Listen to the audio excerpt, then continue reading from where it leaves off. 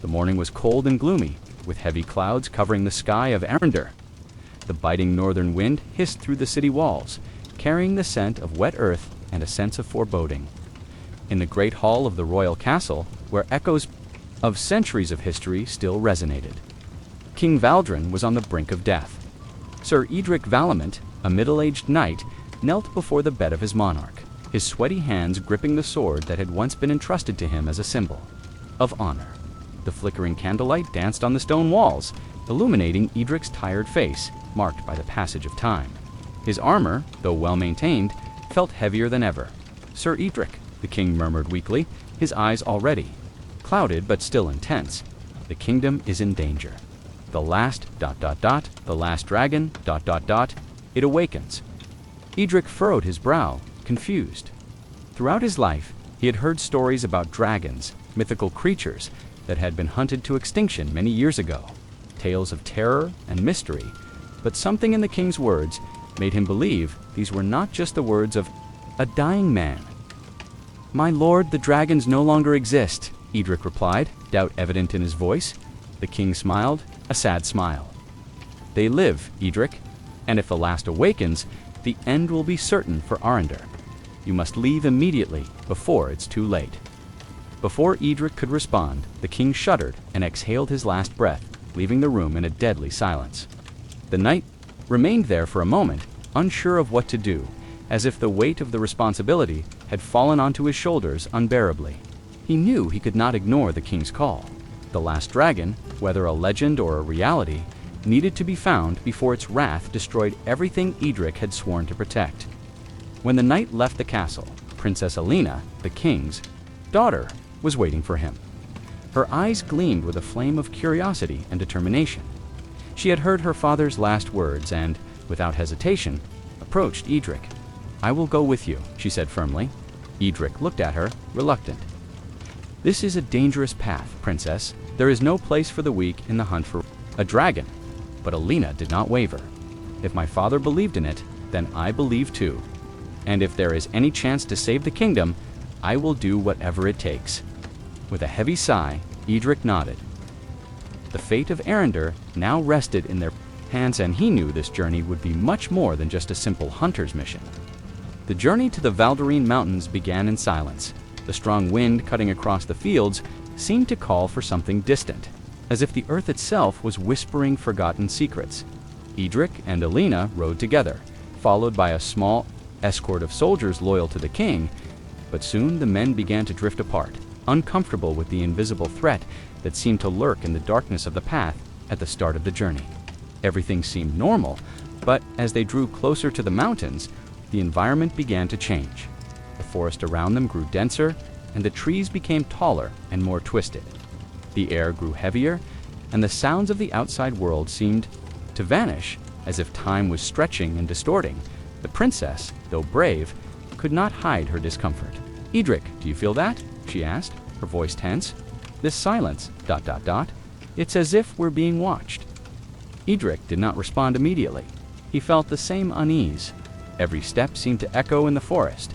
Every movement felt intensified by the sensation of being followed by something greater, something invisible. But he didn't want to alarm the princess. "It's just the weight of the forest," he replied, trying to calm his own fears. However, the truth was that, in some way, Edric knew they were no longer alone. Something ancient and powerful was watching their steps.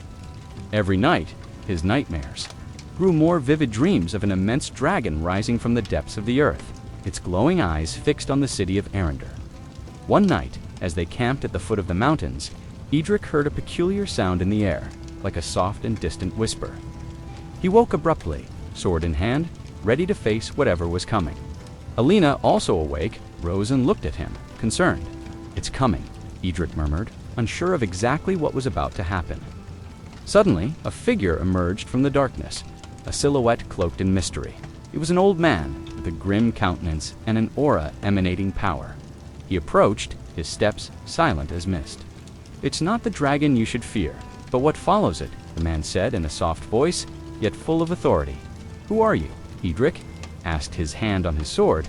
The man revealed himself to be Varric, the exiled sorcerer, known for his mastery over the ancient magics of dragons. He looked at Edric with penetrating eyes, then turned to Alina. "You must be the king's daughter. The last of your ancestors was so eager to protect the kingdom that he didn't understand the true threat he had created." Varric didn't explain further, but his eyes glowed with a deep mystery. He knew more than he let on, and Edric began to question whether this journey was truly just a dragon hunt, or if something darker lay behind this mission. As they ventured deeper into the mountains, the weather grew colder. The terrain became rockier, and vegetation thinned out. Trees gave way to dry bushes and jagged stones.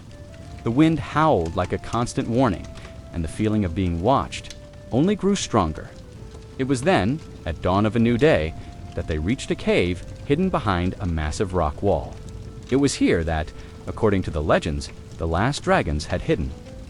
As Edric and Alina approached, a figure appeared before them, a young woman with dark hair and eyes that glowed with an ethereal light. She wore simple robes, but her presence was anything but ordinary. "Are you here in search of the last dragon, knight? Or perhaps you are searching for something more?" the woman asked, her voice echoing through the cave, as if in tune with the wind. Edric stood still for a moment. Studying the enigmatic figure, he didn't know what to expect, but the feeling that she had a crucial role in this story made him lower his sword. "Who are you?" "My name is Saidara," she replied calmly, "and yes, I am the last descendant of the dragon lineage. You sought them, but perhaps what you don't know is that, just like your kingdom, the fate of the dragons is intertwined with yours." She looked at Alina with an intense gaze, as if seeing something beyond her appearance. You have the power to decide the dragon's fate. You will either be an ally to the destroyer or the key to its redemption." The mystery of her words hung in the air, heavy. Saidara knew more than she should, and her words were already making Edric question what exactly he was hunting. The Valdarine Mountains were still eerily quiet. The wind that had once howled over the cliffs now lay still, as if the land itself was holding its breath.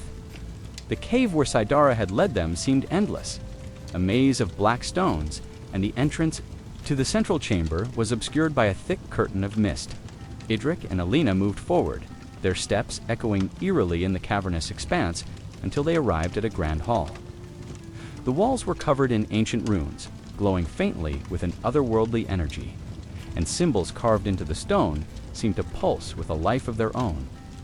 At the center of the hall, a stone table stood, on which lay an artifact that radiated a cold, distant light, casting eerie shadows across the chamber. Saidara approached it, but before her fingers could touch the object, something strange happened. The air thickened, and the atmosphere grew dense, almost suffocating. A figure materialized in the shadows, a familiar presence from Edric's past. "Varric," Edric said, his voice laden with distrust and apprehension. The exiled sorcerer emerged from the darkness, his features masked in a sinister smile, eyes glowing with the ancient, malevolent power that he had always kept hidden. He seemed to have been expecting them, as though he had foreseen every step of their journey. "I knew you'd come," Varric said with a bitter, almost mocking smile. "And I knew you wouldn't be able to stop yourself from coming this far. But what you didn't expect, Edric, is that I am no longer the same wizard you once knew." Edric moved forward instinctively, sensing that something was horribly wrong. "What do you want, Varric?" The sorcerer let out a low, mirthless laugh, raising his hands toward the walls. "What do I want? I already have what I want, Edric. I don't seek the power of the dragons anymore. I seek your destruction, the destruction of all who have dared to hunt my kind, the last remnants of the dragons." In that instant, the truth became clear. Varric had never been their ally. His intentions were far darker than Edric had imagined. Varric had manipulated their entire journey, playing them like pawns in his twisted game, using Saidara, the last of the dragons, as a means to exact his vengeance on the kingdom that had once exiled him. His power had been fed by the very creatures he now sought to destroy, and with the dragon's blood running through his veins, he was stronger than ever. The chamber began to warp and twist, the runes on the walls blazing with dark energy as the air grew heavy with an overwhelming sense of danger. The dragon, still bound in slumber deep within the cave, began to stir. But it was not the mighty, invincible creature of legend. The magic Varric had cast had drained the beast, weakening Alina, alarmed and unsure of what to do, ran toward Edric. He held up a hand, halting her. "Stay back. I'll do what must be done." The battle began with a fury that could not be contained. Varric, now fully immersed in his destructive power, hurled blasts of dark magic at Edric and Sidara.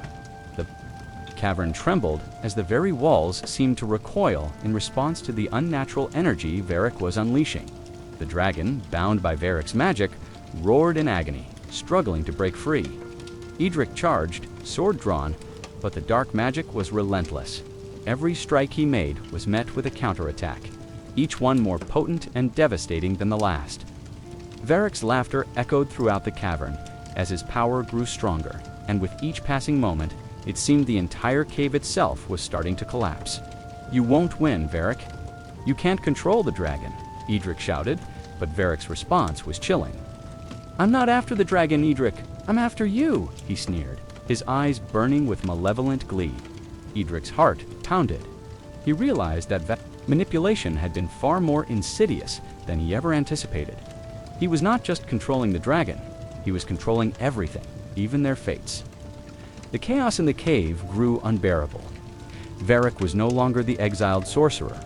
He had become something far more dangerous, a creature possessed by a primal force. The dragon, weakened and tortured by Varric's magic, released a roar so powerful that it reverberated through the mountains, shaking the very foundations of the earth. Edric, determined to end the madness, knew that the only way to put an end to this was to confront Varric directly. The battle would not be won by mere strength. It would require a sacrifice. Edric had already made peace with the possibility of that dot. The mist inside the cave thickened, obscuring his vision and clouding his senses. Alina's voice rang out, filled with desperation. "We can't fight." "This magic, Edric," she shouted, struggling to shield herself from the dark power that Varric was channeling. But Edric did not respond. He had already come to terms with the fact that victory would require more than just brute force. He turned to Sidara, who was struggling against Varric's influence. He could see the immense power of the bond between her and the dragon, and it was clear that the fate of both was intertwined. If one fell, the other would surely perish. Varric, with another gesture of his hands, unleashed a wave of dark energy that cracked the very stones beneath them. The cave trembled, and it seemed as if it would collapse on them at any moment. But in that split second of distraction, Edric saw his chance. With a battle cry, he ran toward Varric, his sword blazing. With an intense light that cut through the darkness, the fight escalated. The dragon, though weakened, fought back against Varric's control. Its power began to resurge, and with it, a brilliant green light began to pulse from its scales. The once dark energy was now transforming, becoming pure and radiant. With all her strength, reached out to the dragon. She placed her hand on its cold, scaly body, and the energy between them began to flow. It was as though the bond they shared ignited, filling the cavern with a pulse of pure power. Edric's vision blurred for a moment as the energy washed over him. He saw the dragon rise, its wings unfurling. The flames that had been contained inside, it began to take form, swirling around the chamber like a storm of fire and light. And it was then, in that final moment, that Edric understood the truth. The dragon was never the enemy. Varric was the true enemy, using the dragon to destroy the very kingdom of Arandor. Now was the time to end his tyranny once and for all. One swift and precise strike, Edric severed the magical chain that bound the dragon. The dark magic that had held it captive disintegrated instantly, and the dragon, now free, let out a triumphant roar that echoed across the mountains. Varric, with his final breath, attempted to cast one last devastating spell. But before he could complete the incantation, the dragon, in a burst of pure fury, unleashed a fiery blast so powerful that it illuminated the entire cave. When the light dissipated, Varric was gone, consumed by the very magic he had sought to control. When the dust of battle finally settled and silence filled the cave, Edric, Alina, and Sidara stood, exhausted but victorious. The dragon, now freed from its curse, approached Sidara, bowing its head in a gesture of gratitude. It was a moment of reconciliation, where the wrongs of the past seemed finally to be set right. The victory over Varric not only sealed the dragon's fate, but also opened the doors to a new beginning for Arandor. The air in the cave felt lighter, as if the pressure of the dark magic Varric had invoked had vanished, making room for a purer energy. With each breath, Edric could feel the shift in the environment, the transformation from chaos to something calmer and more controlled. The dragon, now free from its chains, seemed aware of its own power and, at the same time, of its connection. To Sidara, its presence immense and imposing filled the space, but not in a threatening way. There was something majestic and protective about it now. Alina looked at Edric, her eyes reflecting a mix of relief and concern. She knew that, although the battle had ended, the real work was only beginning. Edric, what will happen now? The kingdom. We can't just go back to normal after everything that's happened. Edric turned to her, his expression serious but also filled with hope. What matters now, Princess, is what we choose to do with what we've learned. Arandor has endured great trials, and there is still much to rebuild. We can't let fear and destruction prevail. We need to restore trust, unite the people, and protect what we've gained here. Sidara, who had remained silent until then, observing the interaction between the two, took a step forward. She was different now, with a renewed light in her eyes, as if the weight of her legacy had finally been lifted. Edric is right, Princess. What we've done here today is not just about the dragon's freedom, but the possibility of a better future for all. Dragons, at their essence, were always guardians, not destroyers.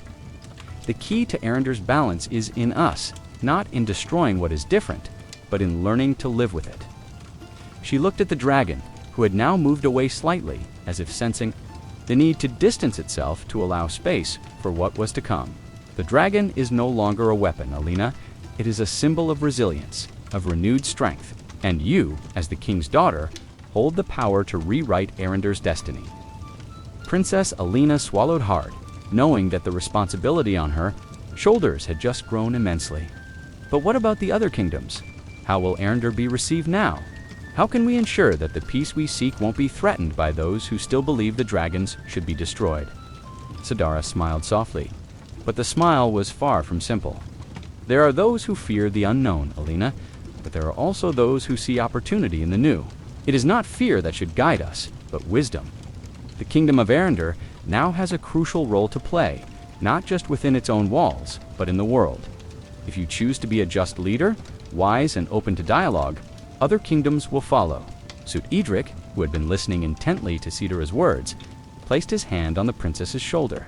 What you need to do, Alina, is unite the hearts of your people, and show them that the true strength of a kingdom lies not in its armies or weapons, but in its ability to forgive, learn from its mistakes, and evolve.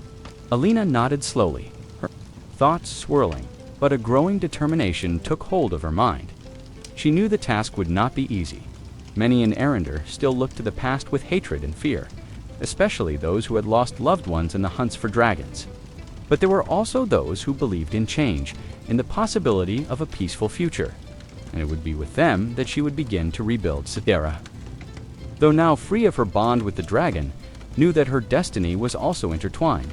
With Arandor's, she could not walk away, no more than the dragon could walk away from her. Together, they were more than just legendary beings. They were the embodiment of a new era for the kingdom. The return to Arandor was silent, but immensely significant. The cave of the Valdarine Mountains, with its secrets and mysteries, was left behind, but the memory of what had transpired there would never be forgotten. Edric's, Alina's, and Sidara's journey had changed the kingdom's fate, and now the focus was on restoration. The few soldiers who had accompanied Edric on the mission returned to the castle with tales to tell. But, unlike the stories of fear and distrust, they brought accounts of hope and of a possible future. News of Varric's downfall and the dragon's liberation spread quickly throughout the kingdom, and surprisingly, reactions were mixed. There were those who rejoiced at the news, believing the true threat had been neutralized. Others, however, remained skeptical, fearing that the dragon, now free, would once again become a threat. The first days after the battle were filled with great tension. Several nobles and local leaders who had kept their distance from the conflict now viewed the victory with cautious eyes. The dragon, now visible to all, caused both fear and admiration. For many, it was a symbol of strength, but also of potentially destructive power. For others, it was a living reminder of past mistakes. Alina spent the first days trying to understand what it meant to be a leader in a kingdom that had just endured such an epic battle. She gathered the wisest advisors, those who still believed in Arandor's unity, and began to outline a plan for the future. Rebuilding wouldn't be easy. The kingdom was in ruins, both physically and emotionally. But what Alina understood now, more than ever, was that what she and Edric had done in the Valdarine Mountains had changed the course of history. It would not be through swords or military strength that peace would be brought to Arandor, but through unity and the willingness to listen, to forgive, and to learn from the past. The presence of the dragon, now under her protection, was both a responsibility and a promise. The future of the kingdom, with its magic and mystery, would be shaped by the living, not by the echoes of ancient legends. But the dragon, with its silent strength, would forever serve as a reminder that, at the heart of Arandor, true strength had always resided in understanding and unity. The first few days after the battle were filled with tension. Several nobles and local leaders who had kept their distance from the conflict now viewed the victory with cautious eyes. The dragon, now visible to all, caused both fear and admiration. For many, it was a symbol of strength, but also of potentially destructive power. For others, it was a living reminder of past mistakes. Alina spent the first days trying to understand what it meant to be a leader in a kingdom that had just endured such an epic battle. She gathered the wisest advisors, those who still believed in the unity of Arandor, and began to outline a plan for the future. Rebuilding would not be easy. The kingdom was in ruins, both physically and emotionally. But what Alina understood, now more than ever, was that what she and Edric had done in the Valdarine Mountains had changed the course of history. It would not be through swords or military strength that peace would be brought to Arandor, but through unity and the willingness to listen, to forgive, and to learn from the past. The presence of the dragon, now under her protection, was both a responsibility and a promise. The future of the kingdom, with its magic and mystery, would be shaped by the living, not by the echoes of ancient legends. But the dragon, with its silent strength, would forever serve as a reminder that, at the heart of Arandor, true strength had always resided in understanding and unity. Alina looked toward the horizon. With the dragon by her side, Arandor would rise again, and the peace they fought for would finally begin to take root. The legacy of the dragons, though heavy, would now be a force for good, and it was up to the kingdom to ensure that it remained. That way, the future, at long last, seemed within reach,